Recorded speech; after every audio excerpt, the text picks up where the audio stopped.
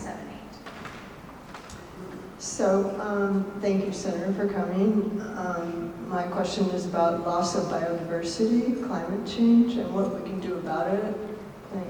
So, the use of pesticides and herbicides has greatly decreased biodiversity, thus affecting all pollinators, as you know.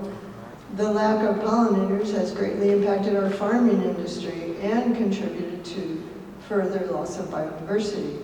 Would you, Senator, be willing to sponsor a bill prohibiting the use of neonicotinoids and other harmful chemicals that are being sold by our powerful chemical companies? Well, I've been supporting several pieces of legislation to restrict these chemicals because they clearly are a significant health hazard and a matter that needs to be dealt with. If you can just give Sarah an email or a phone number, we can get that to you. Here's where we are. After 50 years of gridlock, I wrote the biggest investment in fighting climate change that we've had, which was to say that for the first time, the more you reduce carbon, the bigger your tax savings, and you have to have technological neutrality so that the fossil people don't get it all. My gut, it tells me that the fossil people aren't giving up.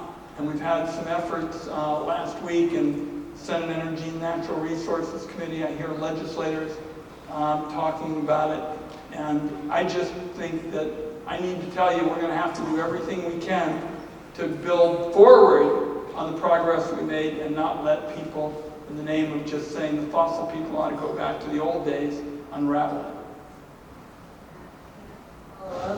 A little bit. So also, I would like to know, on a smaller scale, not just depending on the federal government, but I'm doing what I can to help locally promote pollinator gardens, monarch gardens to help the increase of monarch populations. And would you be able to promote more such green spaces, perhaps in an infrastructure language?